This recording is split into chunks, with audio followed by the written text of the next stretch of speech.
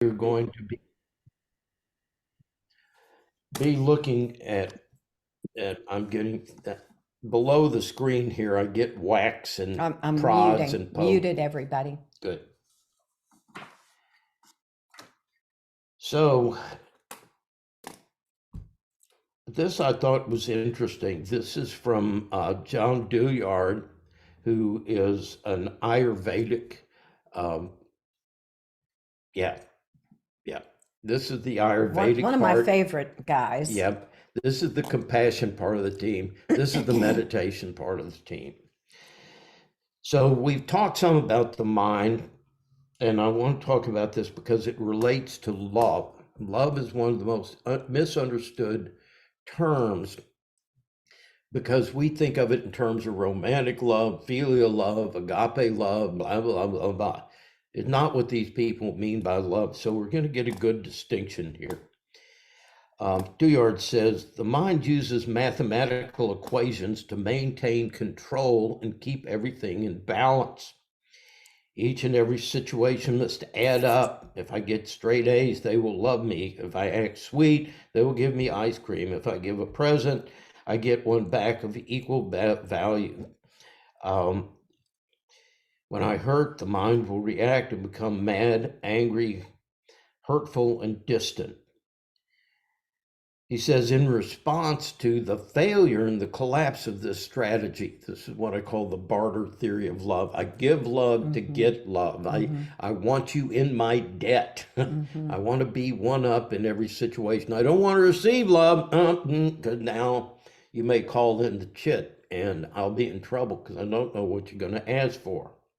So he says the mind will begin to employ the senses to feel balanced and begin to eat, drink, shop, or do any number of things to distract the mind and emotions from the pain. Soon the mind attaches itself to the senses, and both happiness and misery are attributed to the attachments to the things in the world. We look for our gratification outside and attempt to fill the unfillable gap of childhood's need for approval. And we tend to cling to different things, thinking there's something wrong. This thing didn't work. I've got to look for a different partner, a different job. I've got to move somewhere else. Any of you ever used these strategies in the past? Okay. And the problem is because it doesn't attack at the root.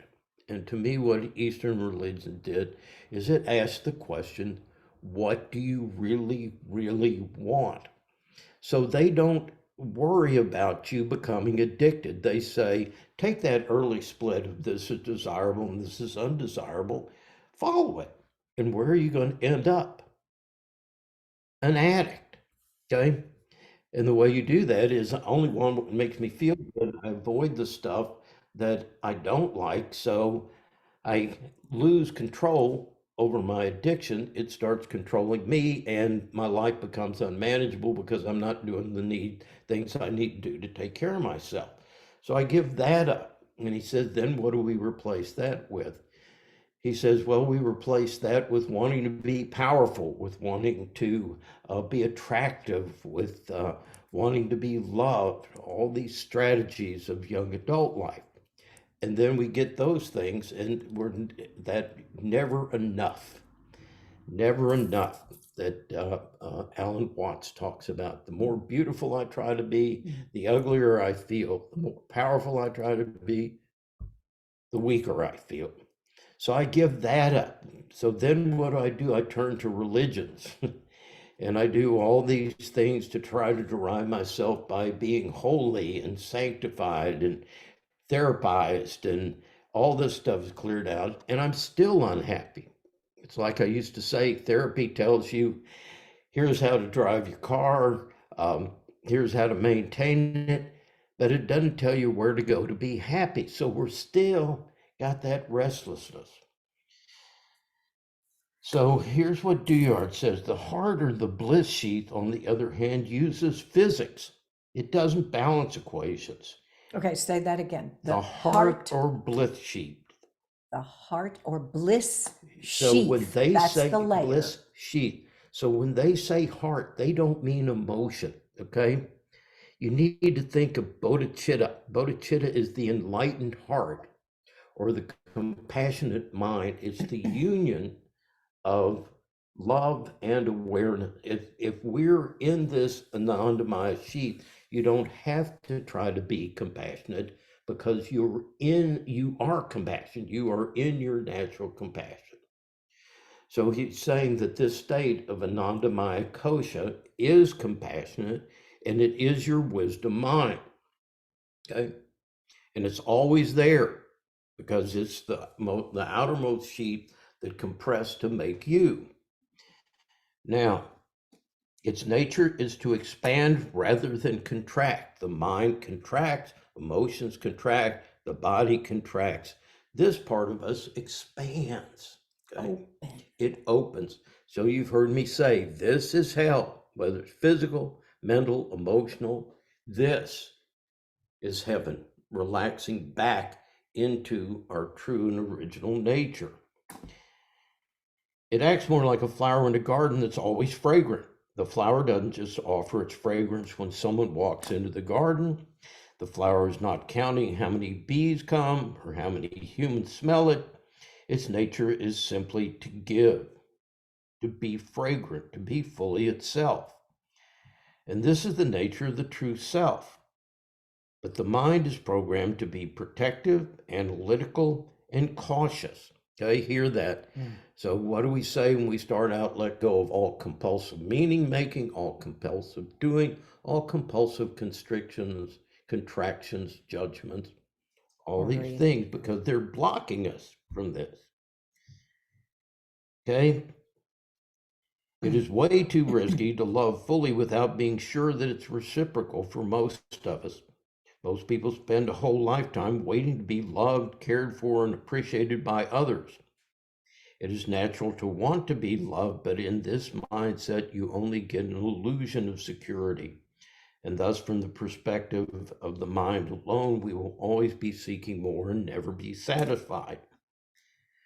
But here's where they go. They say the only non-changing experience in life, the only experience of life that will offer fulfillment, that will totally fulfill you. This goes back to Paul Tillich's thing. What is your ultimate desire, your ultimate longing? What is the heart really hungry for? And the Hindus answer Sat Chit Ananda, being, to root yourself in the source of all being. Presence. Okay. Consciousness, presence, awareness, and bliss. Okay. Folks, we need to understand what the payoff is here because we got a lot of pain to go through to get back to this. But what you're getting is being, consciousness, and bliss. It is only when one functions from the purity of the Supreme Self, the Amandamaya Kosha, that contentment can be found. Contentment is the nature of pure consciousness. It does not seek love or approval of others. The flower doesn't need someone to smell it to be satisfied. From the true self, the experience of life is embodied in the words, I love you, and that's none of your business. Okay? I love you, and that's none of your business. This means that loving fully without the need to be loved back is more fulfilling than the experience of being loved. Okay? Hear that. The experience of loving is much more profound and fulfilling than being loved. The experience of love occurs when permission is granted to take a leap of faith to love someone fully, not knowing or caring if they will return the love. To do this, one has to become fearless and willing to experience the vulnerability of true love. The mind's most powerful emotion is fear, the fear of not being loved, of being alone, the most primordial or fundamental stress. This stress is what separates one from our true selves. The first mistake of the intellect, this original blemish or mistake that separates the eternal from the non-eternal. So today in our final meditation, On the koshas. On the kosha, yeah, no, no. Not forever. Yeah, is going to be relaxing into that field of pure awareness. So let me set this up, and I have a poem to kind of lead us into it. This is called Awakening into Your Essential Being by Adyashanti. And here's to lead us in from Lama Gendon Rinpoche. He says, happiness cannot be found through great effort or willpower. It's like, okay, now I want Satchin and Ananda. Let's go ahead and do it. I'll do whatever it takes to do it.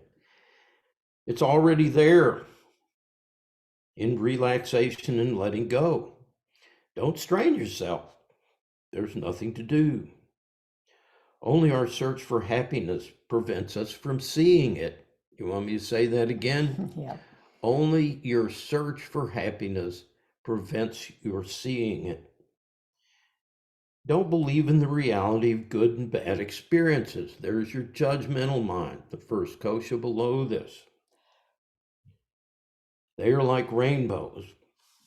Wanting to grasp the ungraspable, you exhaust yourself in vain.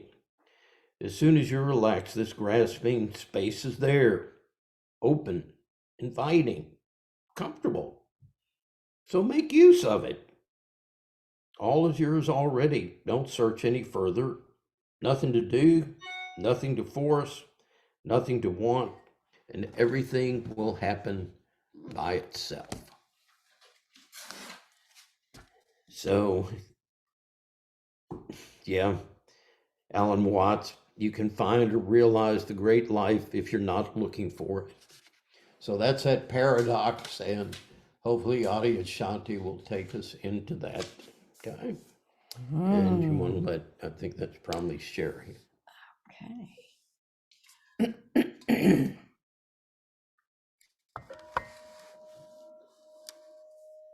Hope you can hear this. If you can't hear it, raise your hand. Where's the microphone?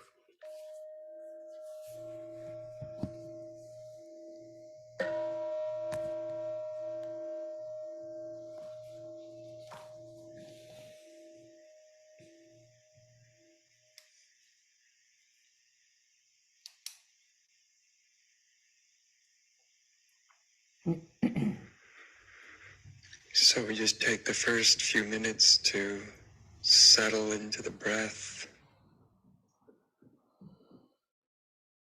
down in the lower belly.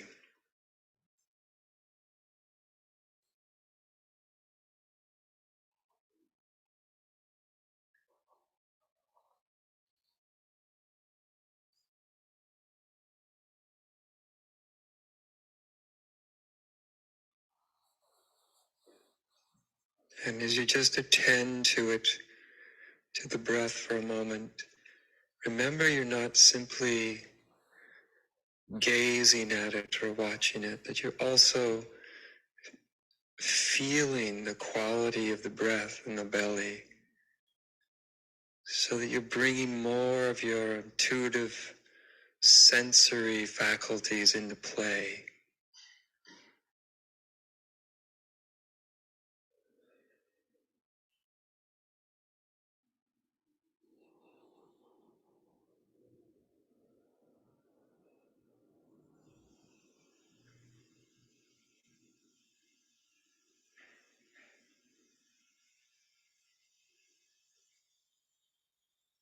And just noticing if there's any way that there's any holding in the body, any little tight ways that you're holding the body that are unnecessary. If you feel them, just invite them to relax.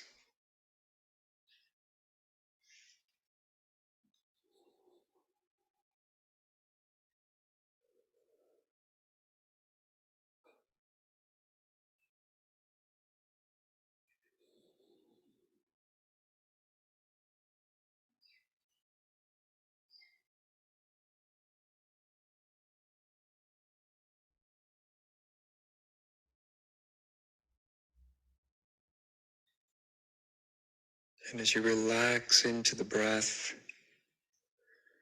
and feel the movement of the breath in the belly,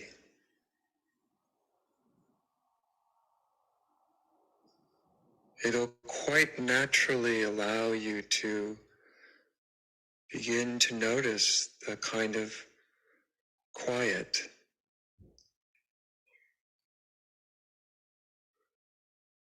Just the act of breathing is taking place in a very quiet space.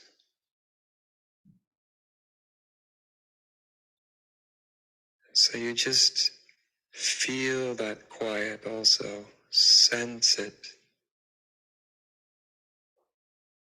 No grasping of it. Don't try to make it more than it is. Just feel it, sense into it.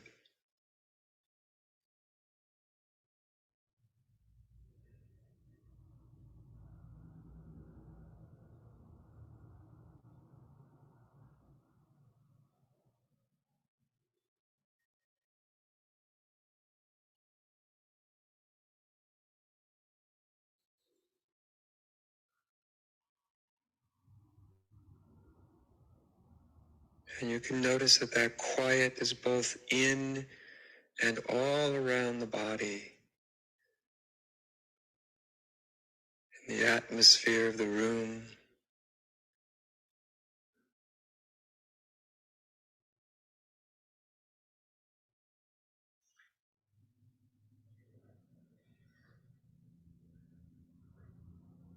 It's actually the quietness of consciousness itself.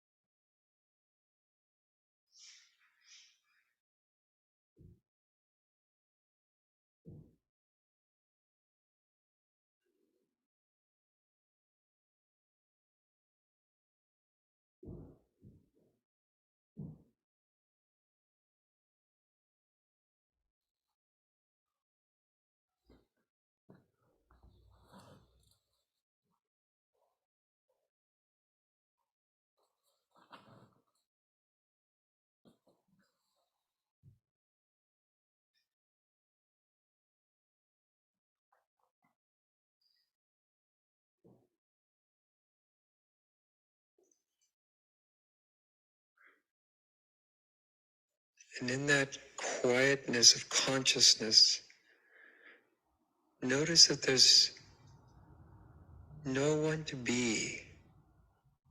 The mind's narrative winds down.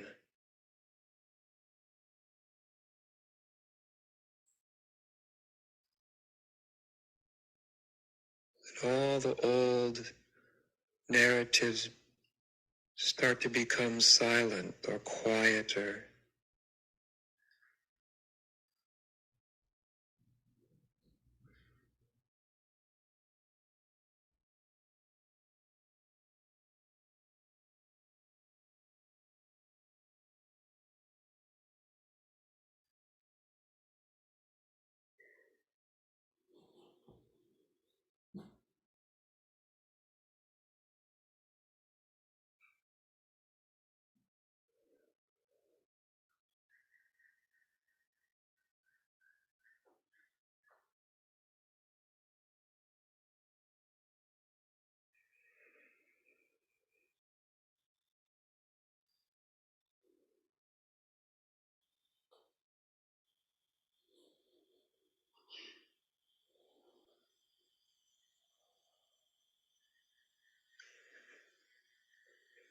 And in doing this, we're actually exploring the nature of your own self, the nature of your own being underneath the surface of thinking, underneath the surface of self-image and idea.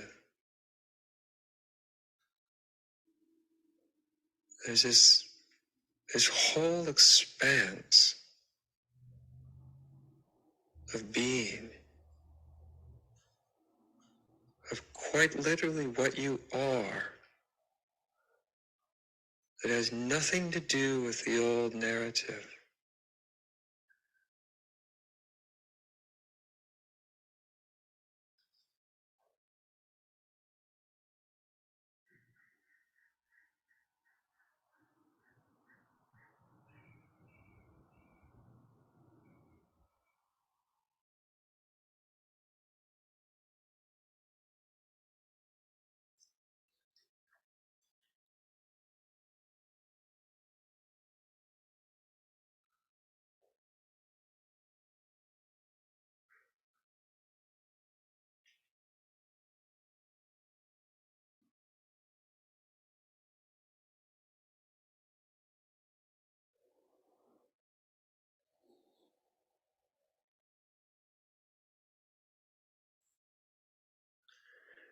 We can experience this quiet, this vast open space of quiet, of consciousness. We can experience it 1,000 times, 10,000 times, without noticing that it is not simply an experience that the idea of us is having. It's actually quite the opposite. It's this open space of consciousness and awareness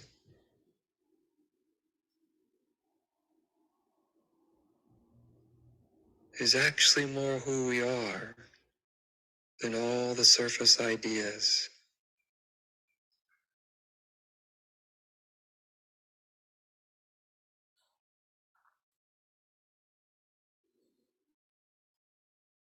It's not simply an experience.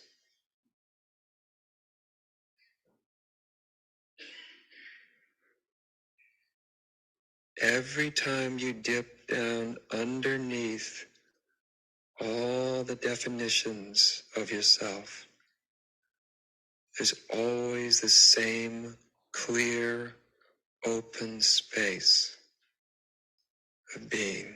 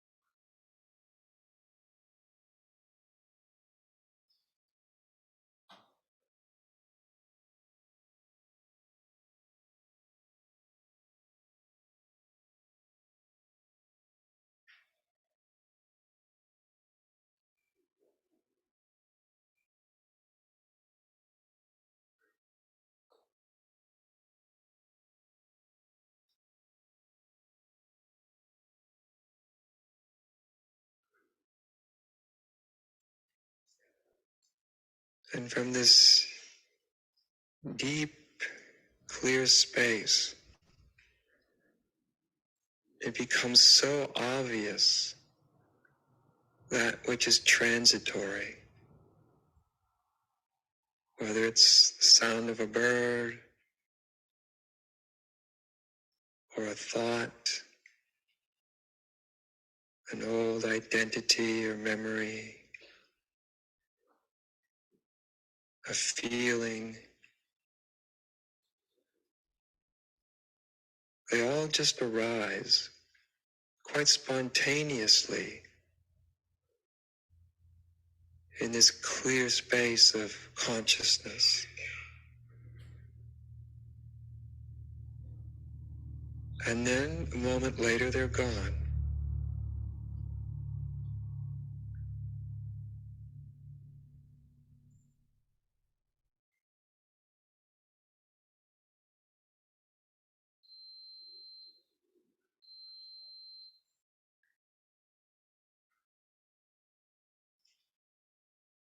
And it's this clear space of consciousness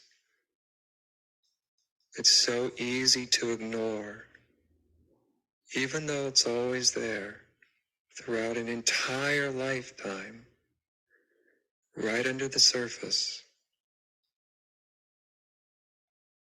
This open space of consciousness is always present, the same now as it ever was or ever will be.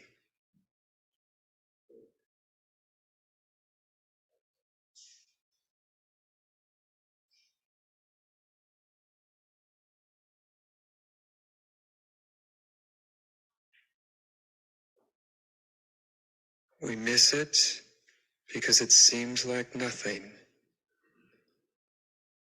and therefore unimportant.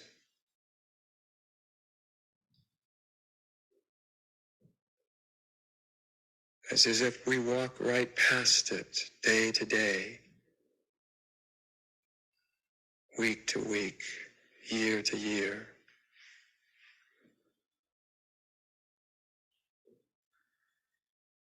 But what we are in our essence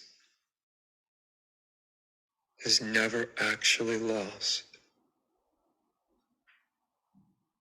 We never actually become something that we're not. We just imagine it.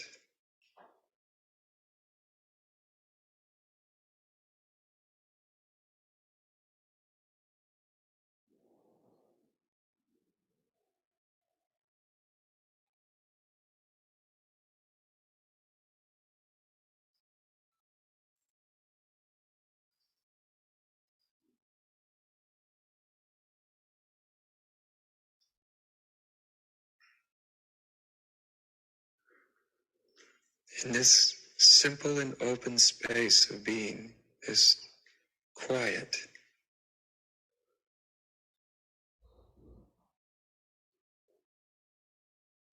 may notice that even though a thought can come into it,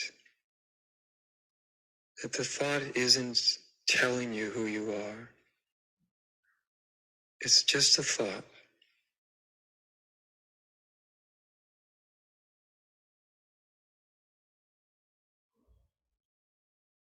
And then it leaves.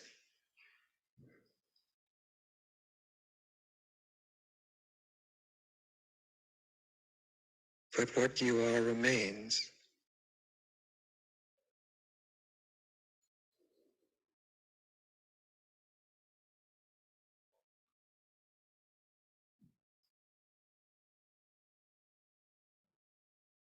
And you may notice that this open and quiet space of consciousness,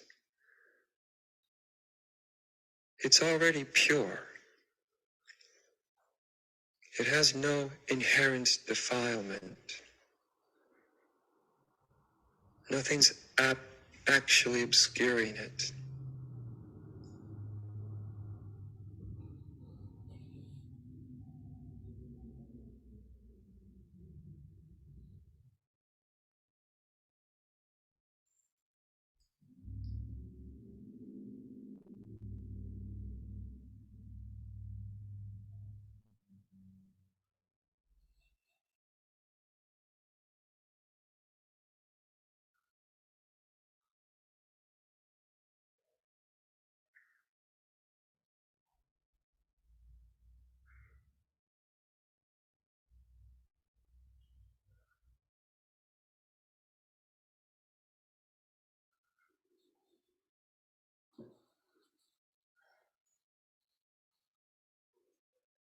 You may notice that the only thing that notices consciousness, notices this open and quiet space, is consciousness.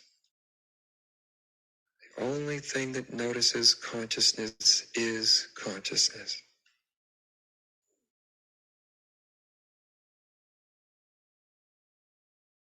It is what is aware and awake to this moment.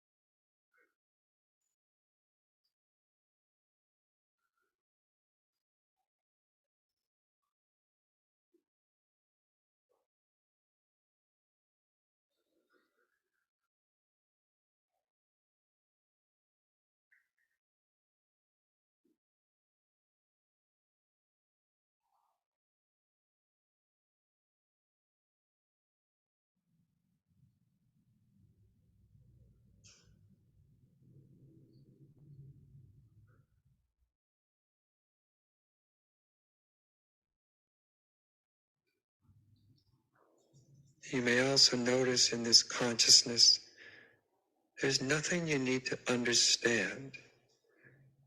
You simply have to allow yourself to experience it. There's nothing to understand about it. We just allow ourselves to experience it or we don't. It's that simple.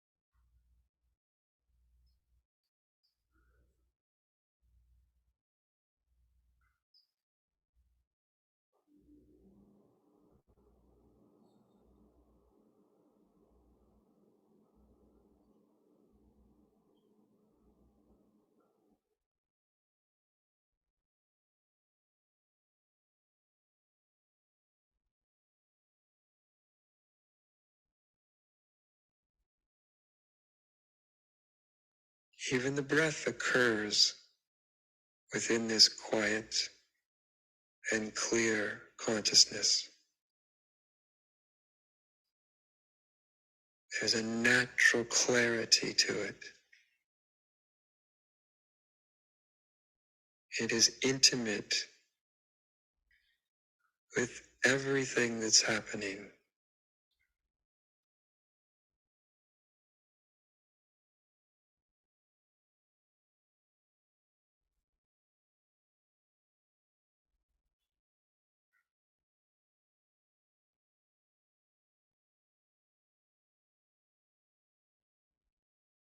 Every sound occurs within it. Every feeling arises within it and falls. Every thought is a temporary display within this consciousness.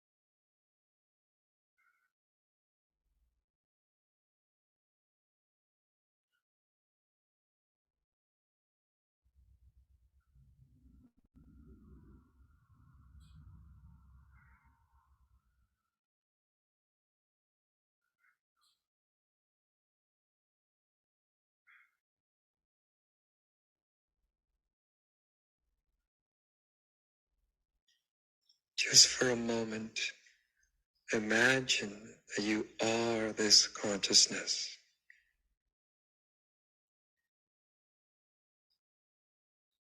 Not your name, not defined by the past,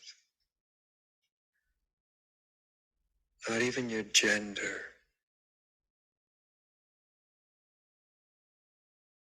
Although all those things may exist, there's something more primary.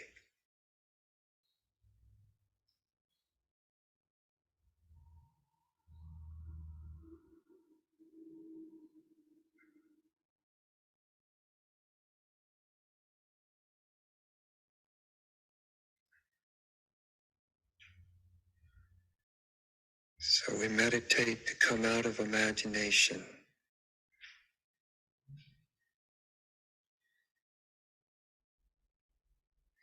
and to touch upon the truth of your being, what you've been all along.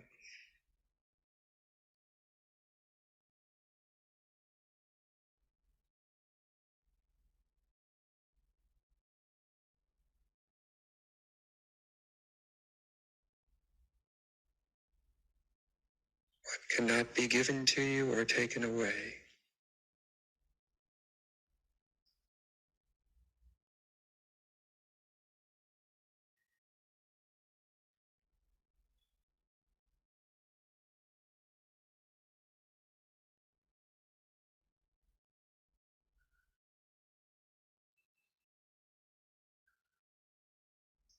So as you go about your day,